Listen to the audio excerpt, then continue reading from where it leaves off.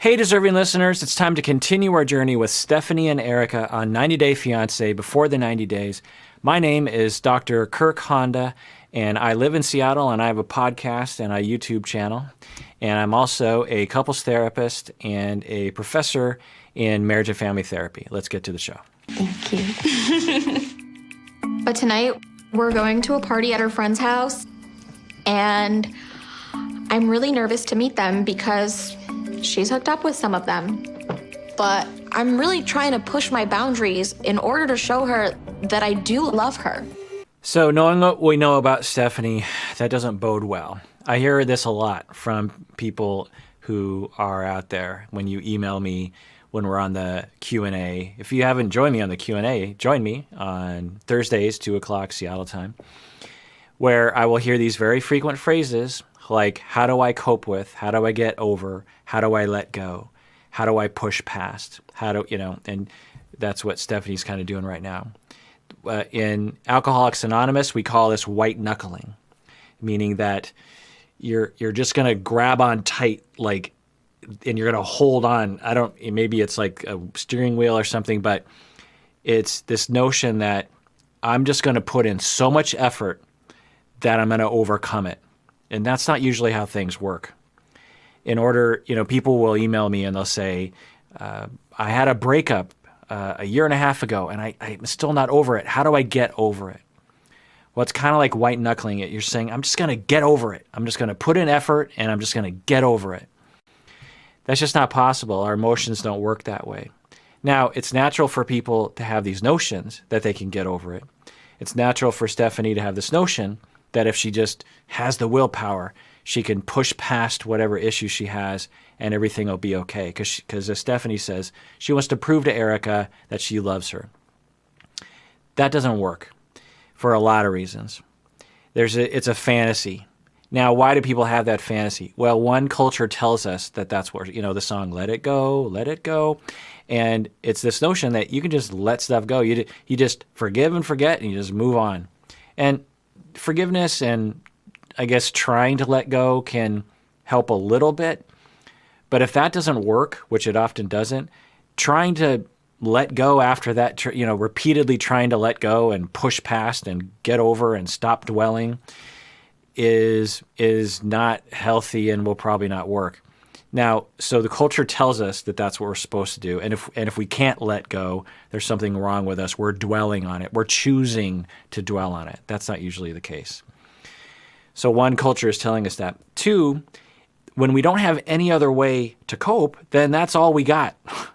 If you only have a hammer and no other tools, then everything better be a nail because I don't got anything else to do. So we don't teach people other ways of dealing with this. And what I would work on with Stephanie is getting to know her attachment insecurities, where they come from, getting to know how they manifest, getting to know how to communicate that in a way that actually allows for a corrective attachment experience with other people that doesn't involve control and demand and accusation and anger, but actually involves putting it out there to say, you know what, I'm really jealous right now. I'm really freaking out. I'm really scared about your friends. You talking to that friend that I know you hooked up with in the past, because of my past and my insecurities, that really triggers me. You're free to talk with your friend. There's nothing wrong. There's nothing wrong with you guys. If there's something wrong with me, not wrong with me, but there's something. I have a normal issue based on an abnormal past, and can you take care of me in this way? Please reassure me that you don't want to be with that person and that you want to be with me. There's ways of dealing with jealousy that are functional, and there are ways of dealing with that aren't. And her saying, I'm just gonna deal with it. If you have no other way of coping, then I don't know what's gonna happen. This morning, I expressed some of my concerns with Erika about our relationship, and I feel much more secure. You look very beautiful. Thank you. But tonight, we're going to a party at her friend's house, and I'm really nervous to meet them because she's hooked up with some of them. But I'm really trying to push my boundaries in order to show her that I do love her. Right. I'm really trying to push my boundaries. I don't know if that's going to work. I guess we'll see. Maybe it will work. I'm a little bit nervous because she doesn't like that I've kissed Adam in the past. We've made out like twice. That's Bane. You have to drink. I'm trying my best to keep an open mind, but I feel a little bit out of place. Erika and her friends live a very different lifestyle from me. I mean, this is so not my scene. Here we go. Chug it, chug it. Atta girl. Yeah. Well done. Yeah, I mean, I went to college, so I remember all that sort of thing. Love you. No, actual love you. Oi. Stop it. Love you. Stop it. Adam is someone who Erika deeply cares about. She's told me that they've hooked up. And sometimes they'll spend the night together in the same bed. It's a weird friendship, and seeing him all over her right now, that makes me feel really uncomfortable. And now maybe it's time to find out what's really going on between the both of them. Okay, so that's her solution. That's her trying to push her boundaries, is I'm going to investigate what's going on in this relationship. What do you think you're going to hear? What answer are you looking for that would actually solve the problem here? The other thing I will say is that the show doesn't usually trigger this thought in my mind, but it kind of does here, where the producers might have gone to this guy and said, you're going to be part of this drama, and I need you to accentuate the fact that you and Erika used to be a thing. Because Erika's body language throughout that whole thing was clearly just like, what are you doing, pal? Like, let's watch that again. Love you. No, actual love you. Oi. Do you have feelings for Erika in any way other than just friends? Not at all. I love her to death, and I would do anything for her. Her and I are very close and very similar people. I get that. But for me, like, I am a little bit of a prude when it comes to, like, physical touch. So, like, when I hear that somebody hooks up with somebody else, like, it freaks me out. And I'm trying to, like, get past it and, like, just, like, remove it from my mind. This conversation is extremely bothersome to me. And Erika's face, I would have that same face. I'd just be like, what is happening right now? I got together with this guy kind of a couple times, and now it's this whole big thing that it has to be talked about. Stephanie, have you not made out with anyone in the past? Have you?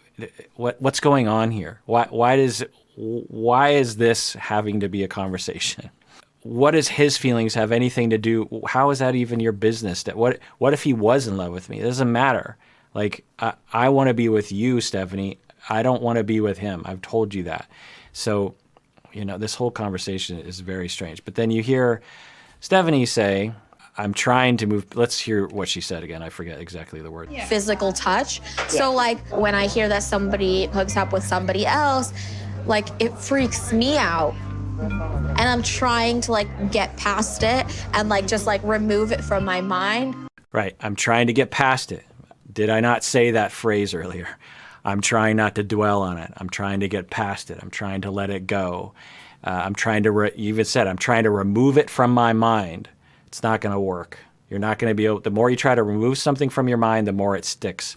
So, not always, of course, but in this situation, we can imagine that being true.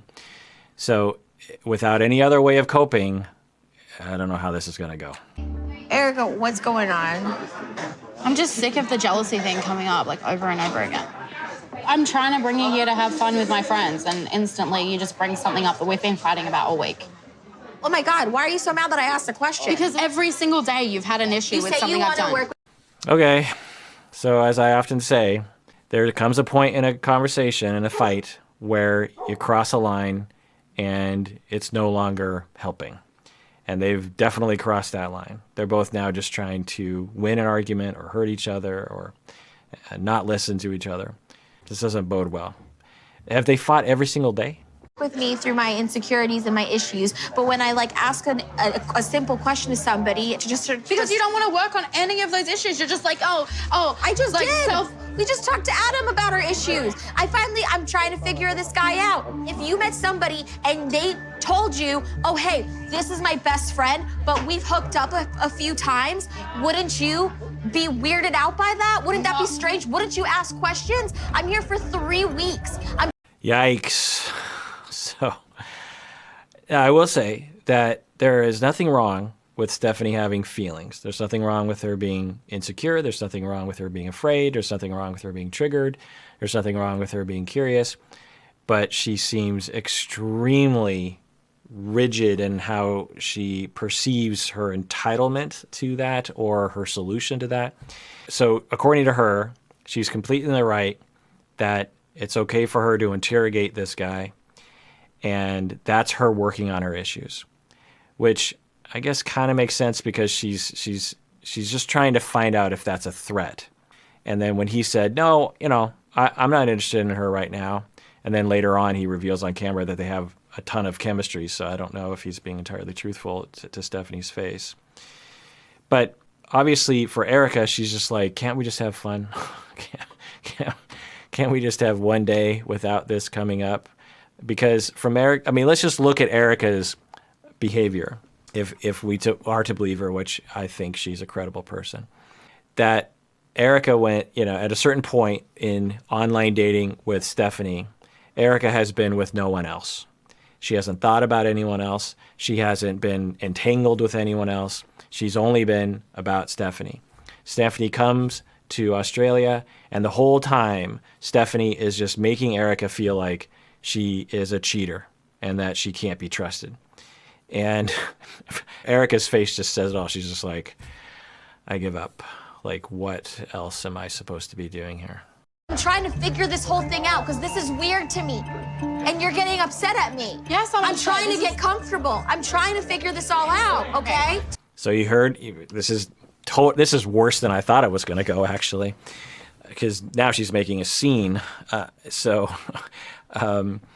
Remember I said that Stephanie's approach was she was going to push she was going to push her boundaries, and she's going to show Erika that she loves her, and she didn't have any other way of coping. She's going to be triggered, which she is, by not only these other people, but now Erika is pulling away, and that also very much concerns Stephanie.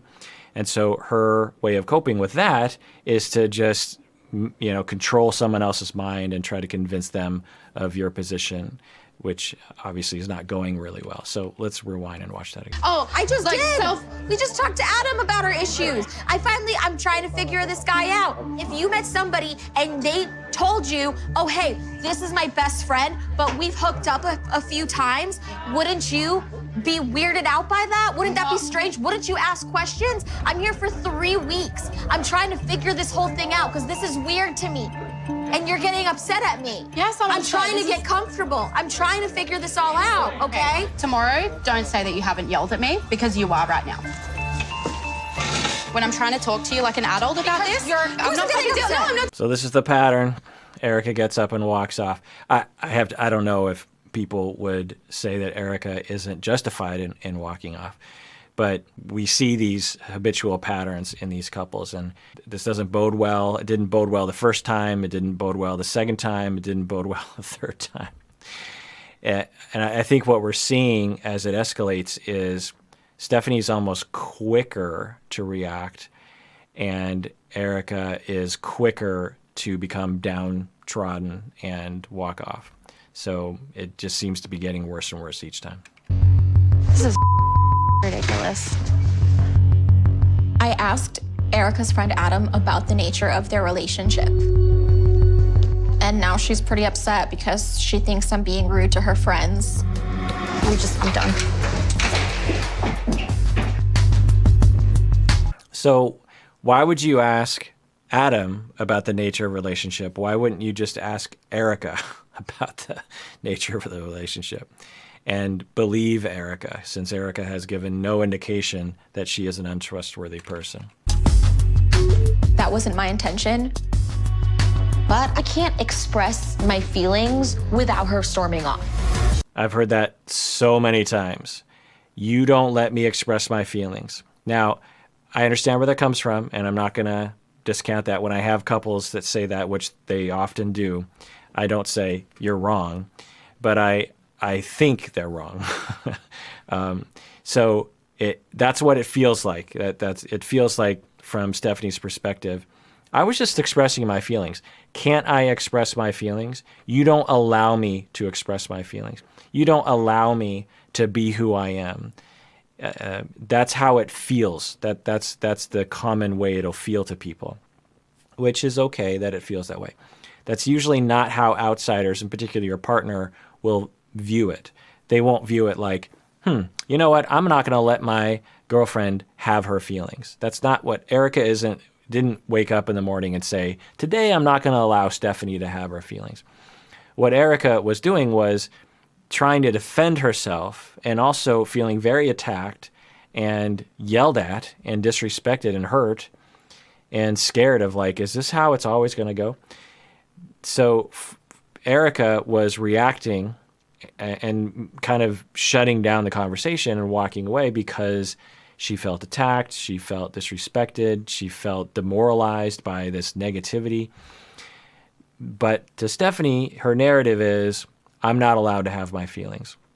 So people out there, if you've ever had that notion, it's possible that your partner doesn't allow you to have their feelings. It's probably more likely that the way you're expressing your feelings is causing your partner to discount you and walk away or reject you or not listen or something. So for Stephanie, her feelings were not really being, the primary feeling that she was expressing was anger and thus accusation. Stephanie was angry and accusatory and yelling and raising her voice and not listening. That's what Stephanie was doing. Her feeling was a feeling of fear. Her feeling was a feeling of worry that she was going to lose Erika to this other guy, which I have to say is kind of an interesting thought. It's normal to have a little bit of that, but it seems exaggerated for Stephanie. But, we'll allow that. It's totally normal to have that feeling, especially if you've had traumas of abandonment in the past. So did she express that feeling? Well, kind of. She expressed that, but she also expressed a lot of anger and a lot of accusation and a lot of disrespect. If she just would have stuck to the primary feeling of I'm afraid and own that feeling and not blame other people. If Stephanie would have sat down and said something like, okay, you two, I know you used to be a thing, and that's fine. You're free to have a past. Both of you are free to have a past. It's kind of cool that you guys are friends. I have to say it'd be nice if you weren't friends, but who am I to say who people can be friends with? But I'm here to tell you that this whole thing, it triggers me, and I'm scared, and it freaks me out. So I don't know what to do about that. Again, you're giving Erika an opportunity to give you a gift of reassurance. That would be expressing your feelings. And if Erika just got up and walked off on that, like, you're always afraid, well, then you could say, I'm not allowed to have my feelings. But if you then accuse and get angry, then Erika walks away, then it feels like you're not allowed to have your feelings. I've never, ever, ever been intimate in any way with any of my friends. So I don't know you. So of course I'm gonna ask questions. I mean, everyone's got a history, but you've got to realize that she's not used to that not being okay. This is so up. So that's interesting. I don't think we've seen that yet. I guess it was implied, but Stephanie seems to have a judgment about friends getting together, that for her, that's disgusting or bad or something. It's interesting. Maybe that's what's fueling this, is like a cultural notion of a way you're supposed to live or something. I don't know. This is not Erika. Erika is not this kind of person. She is normally bubbly, happy, everything all the time. And this isn't her. Erika is so upset with me that she's not even making eye contact with me. I feel like I've really hurt her feelings, but she's not seeing my side of the story. Sometimes I feel like my life has been very much so out of control with my illness and everything, so I try to find control where I can.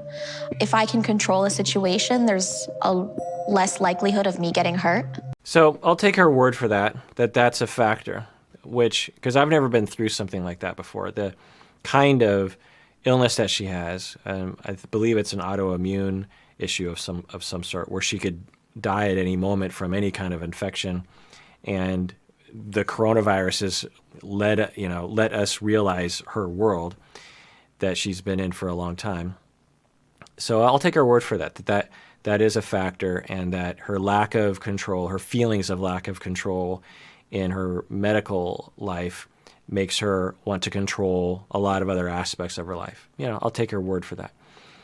I find that it's probably more than that it's not just medical uncertainty, because she was diagnosed with that, I think, later in life as an adult. And I would suspect that there are additional factors like abandonment, probably early in life. She has that vibe of someone, I can't obviously know, but the rigidity and the certain lens that she sees the world through is someone who is quite sure of the fact that she's being screwed over, and quite positive that other people are going to screw her over, even though there's almost no indication from Erika that she's going to do anything like that. I mean, we've seen other couples on this show where at least there's something to hold on to. The fact that the fact that Erika has a past, the fact that Erika has gotten together with people in the past is the only trigger. Of course, everyone's or most people have been together with people in the past. I mean, I guess we saw Big Ed kind of do this as well to Rose. I just have to say that as a person from the United States, it's shameful. I feel like people in my country are not being represented well. If you're not from the United States, we're not all like this. Certainly some are, but but the point is that for Stephanie, she believes that her medical issue is causing her to be over-controlling. Okay, that's great. That doesn't mean it's okay to over-control. I think that's the key sort of step that Stephanie lacks, is she will occasionally take responsibility for her issues. But then you have to say, and thus, it's not your fault, Erika. It's my fault. This is my issue. Can you please help me with this issue? I'm sorry that my issue is ruining your party. And I'm sorry, everyone, all of Erika's friends, I'm sorry that my issue is ruining your party. I truly am. This is my issue. And she doesn't do that. What she says is, here's my issue, and thus, Erika, you have to do what I tell you to. There are just some aspects of your life that I need to wrap my head around. So I came into tonight trying to understand some of your friendships. And everyone was so nice to you, and you still everybody was nice to me. But I also I'm here with a motive, which is to figure out a motive.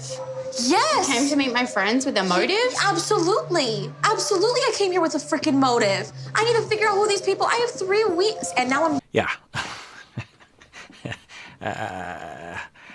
I understand Erika and her friend's face and reaction to this. You came here with a motive? like what? So that points to a way of looking at the world. Let's look at our schemas again. We've looked at that before. Let's look at some schemas. So I don't know, but it's possible that Stephanie has one of the maladaptive schemas. I've talked about schemas before. There are 18 maladaptive schemas that are developed in response to our needs not being met early in life. In schema therapy, and if you want to hear all my episodes on schema therapy, become a patron of the podcast. You get access to those. In schema therapy, the very first out of 18 schemas, maladaptive schemas, is what they call abandonment or instability. I call it people are undependable schema, meaning that you learn that people can't be depended on. So the following items, and you might want to play along as you're hearing me. So if you agree with some or if all these items, then you might have this schema, which is a response to difficulties growing up. I worry that people I feel close to will leave me or abandon me. I feel lonely. I find myself clinging to people I'm close to because I'm afraid they'll leave me. By the way, these items are ones that I've developed. They're not necessarily the ones that Schema Therapy has developed. So I find myself clinging to people because I'm afraid they're going to leave me. I feel that I lack a stable emotional support from others. I expect close relationships to end. I sometimes feel like I'm addicted to people who get close to me. I sometimes drive people away with my clinginess. When a loved one leaves me alone, I feel desperate sometimes. So if you agree with some or all of those, then there's a good chance that your needs for dependability and love were not met sufficiently growing up, and thus you had to develop this belief system that people can't be depended on. And when that happens, you develop these, it becomes a part of your personality that's always operating. You're just always seeing the world through that lens. When Erika has friends who she's gotten together with in the past, you see that fact through the lens that people are undependable. The fact that Erika has friends that she's gotten together with in the past is an indication that she's going to leave me, that she's going to abandon me. Another person with a different schema, or someone without the schema, would look at Erika's behavior in a different way. Maybe they would say, oh, it's a good thing that she's friends with people she's gotten together with before. Or another person, so there's a lot of different ways of looking at it. And a lot of it depends on our schemas, the way we see the world, the way we have developed this belief system on the world. There's a lot of ways to cope with that. And as I've said before, we have 3 different styles. You have surrender, avoidance, or overcompensation. To surrender to this schema, this schema is frustrating us. It's like people can't be dependent on. I want people to not abandon me, but they're probably going to abandon me. One way to cope with that is to surrender by selecting people who can't make a commitment, and or ignoring, when people do abandon you. So you're basically just saying, you know what, people are going to abandon me. I might as well choose people who abandon me because that's just what's going to happen. Another way to do it is to avoid, which is there's a lot of ways to avoid through drugs and alcohol, but another way is to just avoid relationships altogether. So I'm going to avoid the abandonment issue by avoiding relationships altogether. The third style is what Schema Therapy calls overcompensation. And this is when you try to force people to stay close to you. So in the past, we talked about how the possibility, total speculation, that Stephanie has the schema that she doesn't belong. And in order to belong, she does the overcompensation by either chameleonizing herself or by making demands and making sure that she belongs, which of course causes people to push her away so that she doesn't belong. To overcompensate for abandonment schema is similar, is you're going to control, you're going to cling, you're going to make sure that people don't abandon you, which of course results in more abandonment, which of course leads to you believing that people are going to abandon you, which means you're going to see a lot of things through the abandonment lens, and you're going to be triggered very easily. Because this isn't Stephanie's first rodeo, she's probably been in relationships before where this happened, where she would see things through an abandonment lens, she would start to make demands and control and cling. She's more of a demander than a clinger, by the way. And then that pushes people away. And then she's like, there you go. Once again, people are abandoning me. So I don't know. I would have, as I always say, total speculation. I'd have to ask Stephanie all this. I would have to run it by her. She might say, no, you don't get it. It's this whole other thing. And I'd be like, oh, okay. But I'm just saying this because for people out there, that's why I'm saying it. It's like if you exhibit this behavior, it's a red flag for this abandonment schema, and maybe it can help you. Go to therapy. A lot of you out there are in therapy, and you will take what you learn here, you'll bring it to your therapist. A lot of you are therapists, and maybe this is either an introduction to schema therapy or a refresher course, if you will. Also, while I'm on the subject, subscribe below. That'd be cool. Like the video. That would be cool. It's always nice when people like the video. I'm always wondering, how many likes am I going to get? Honestly, because a big part of it for me is I do this podcast and this YouTube channel to try to make the world a better place. That's really the only reason why I do it. I've been doing this thing for 12 years, and I've been through a lot of bad times with the podcast where it seemed like no one was watching for many years. And I said, well, I'm just going to keep trying. Some people are watching, and some people, it enhances their life somehow. And so when people like, it means maybe I'm enhancing someone's life a little bit. A lot of you have emailed me and been really cool. So that's great as well. So if you want to email me, you can go to our website, Psychology in Seattle, hit the contact button, and you can email me directly. And I read every email, and I usually respond to every email as well. That I need to wrap my head around. So I came into tonight trying to understand some of your friendships. And everyone was so nice to you, and you still. Yeah, everybody was nice to me. But like, I also I'm here with like a motive, which is to like figure With out a motive? Yes. You came to meet my friends with a motive? Absolutely. Absolutely, I came here with a freaking motive. I need to figure out who these people. I have 3 weeks, and now I'm yelling at you, and now you're gonna be upset. So what? Like, there's no winning here. Right. So total speculation, due to abandonment schema that she believes for sure people are going to abandon me. And the only way I can control for that is the only way I can not have that happen is if I control my environment, if I do investigations, if I go in with a motive and, figure things out. It's just interesting to think about like what would have happened that would have satisfied Stephanie's investigation. That everyone says, Stephanie, none of us are going to get together with Erika again. We vow we're going to put a chastity belt on ourselves. It's like, it's hard to imagine what could have happened that would have satisfied Stephanie's, that would have alleviated her fears. So, but that everyone does that. When we have maladaptive schema and we have maladaptive coping, we believe that it's going to work, but it actually doesn't work in the end, and then we just re-traumatize ourselves. I haven't heard much from you. What's going on? I'm just at this party at one of Erika's friends' houses, and things are just really not going well. Like, she's had sexual relations with some of her friends, and some of those people I've met tonight. You've been intimate with each other? That's not good. That's not good. And What? Why is that not good? Can't friends get together consensually? What's not good about it? Came into this party, wanting to find out more about her friends and like asking some questions, and it really upset her, and she's very mad at me right now, and just, I don't know. I'm sorry you're dealing with that right now. I wish I was there to make you feel better. I feel conflicted. I feel confused. I feel like a monster. I don't know. Oh no. Oh no. There's that voice again. If you've been watching the series, I don't know what it is, but and comment below. Let me know.